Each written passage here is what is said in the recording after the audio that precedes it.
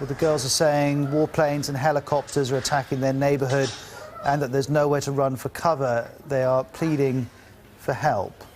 There's also a Twitter account that's been set up in their name, Noor and Allah. This tells us our house has been destroyed, Allah is injured. And there is another video which was posted earlier today, and one of them you can see clearly has been injured, unfortunately.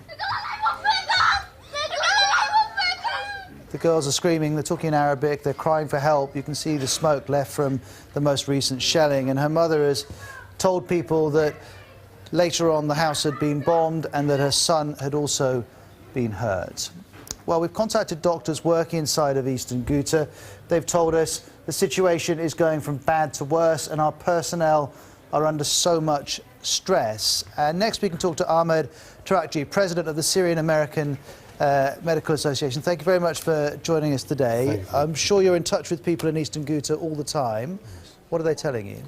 Actually, I was just talking to my colleague in Ghouta as I was walking in the studio, and they're still very terrified. They feel the situation is terrible, and they feel that they are facing a massacre coming up soon. And where are they able to work? Are there still medical facilities they can use? So the medical capacity had dropped by about 60% compared to where it was last week before the escalation started. There's still some medical facilities operational, not to the point where they can help people. We've seen many casualties. People are dying from treatable conditions, and the doctors are committed. They continue to be willing to serve their communities and serve their goal of being humanitarian workers and servants. Unfortunately, with limited resources and constant bombing of hospitals, they're not able to do that as effectively as they should be. And the doctors you're speaking to, do they believe they're being deliberately targeted? Absolutely. It's very clear pattern of attacking those hospitals by the Syrian Air Force constantly. We see the pattern where it's paralyzing completely the medical sector. We've seen the same pattern in Aleppo and other cities as well.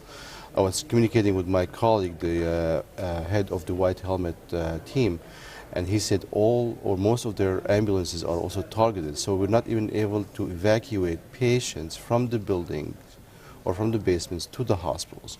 And whoever gets to the hospital might not get treated as good as this should be because of limited resources and destroyed hospitals. And I assume the majority of casualties and injuries are caused by bombs from fighter planes? Absolutely. I mean, they're coming from like the barrel bombs from the Air Force, from the Syrian Air Force. Today, we start seeing different missiles being utilized targeting basements. Everybody in Ghouta right now is hiding in basements, and that's the only safe place. And we start seeing those missiles similar to what we've seen in Aleppo, and probably in no time we'll start seeing bunker busters being utilized in Ghouta. The last 7 years have seen any number of horrors in Syria. How do you and your colleagues compare what we're seeing now in Eastern Ghouta with other situations that have played out?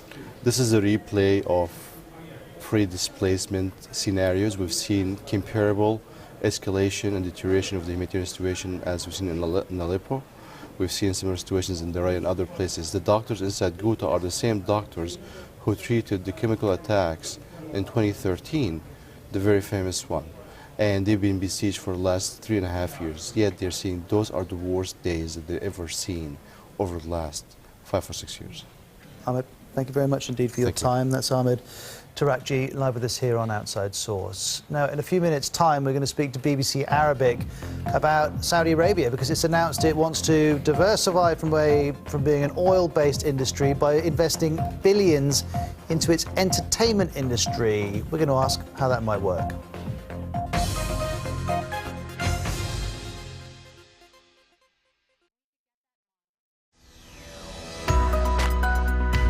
Prince Charles has chosen his bride. The Prince proposed to Lady Diana Spencer 3 weeks ago. She accepted, she says, without hesitation. As revolutions go, this had its fair share of bullets. A climax in the night outside the gates of Mr. Marcus's sanctuary, Malacanang, the name itself symbolising one of the cruelest regimes of modern Asia. The world's first clone has been produced of an adult mammal. Scientists in Scotland have produced a sheep called Dolly using a cell from another sheep. Citizens are trying to come to grips with their new freedom. Though there is joy and relief today, the scars are everywhere. Not for 20 years have locusts been seen in such numbers in this part of Africa. Some of the swarms have been 10 miles long. This is the last time the public will see this pope. Very soon, for the